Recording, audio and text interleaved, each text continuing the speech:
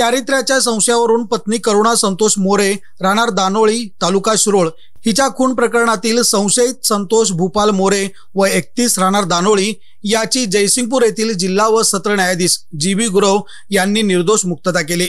संशयित आरोपीच्या वतीने ॲडव्होकेट महबूब बाणदार यांनी काम पाहिले। दरम्यान तपासातील काही त्रुटीबद्दल संबंधित तपासी अधिकारी दत्तात्रय कदम यांचे विरोधात आवश्यक ती कारवाई करावी असे निर्देशही जिल्हा पोलीस प्रमुख कोल्हापूर यांना दिले आहेत। सदर प्रकरणाची पार्श्वभूमी अशी, संशयित संतोष व करुणा हे 2004 मध्ये विवाहबद्ध झाले। त्यांना 2 मुले झाली। लग्नाच्या 13 वर्षानंतर संतोष हा पत्नी करुणाच्या चारित्र्यावर संशय घेऊन तिचा छळ करत होता। 28 मे 2017च्या रात्री संतोष व करुणा यांच्यामध्ये पुन्हा भांडण झाले व संतोषने करुणाचा सुरीने गळा कापून खून केला।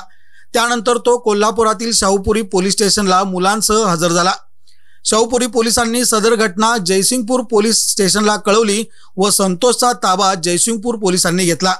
मयत करुणा हिची आई पद्मा बाबूराव पुजारी यांनी जयसिंगपूर पोलीस स्टेशनला 29 रोजी दिलेल्या फिर्यादीच्या अनुषंगाने संतोषला अटक करून सत्र न्यायालयात दोषारोप पत्र ठेवण्यात आले। फेब्रुवारी 2024 मध्ये या प्रकरणाची सुनावणी सुरू झाली। संतोष याचा जामीन अर्ज फेटाळला असल्याने प्रकरणाची सुनावणी ही व्हीसी द्वारे करण्यात आली।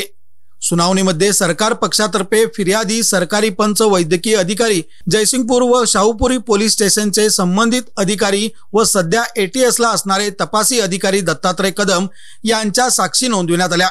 संशयित आरोपीचे वकील ॲडव्होकेट महबूब बाणदार यांनी उलट तपासात मयताच्या शेजारी राहणाऱ्या एकाही व्यक्तीचा जबाब घेतला नाही। संशयित आरोपीचा जबाब नोंदवला नाही। आरोपीचा ताबा देताना वेळ लिहिलेली नाही। त्यामुळे प्रत्यक्ष पुरावा व परिस्थितीजन्य पुरावा सिद्ध होत नाही असा युक्तिवाद ॲडव्होकेट महबूब बाणदार यांनी मांडला। युक्तिवादात वरिष्ठ न्यायालयाने नानासाहेब निकम या खटल्यात दिलेले दिशादर्शक मुद्दे तपासात पूर्ण झालेले दिसत नाहीत हे न्यायालयाच्या निदर्शनास आणून दिले। सदर युक्तिवाद ग्राह्य मानून न्यायालयाने संतोष मोरे यांची निर्दोष मुक्तता केली।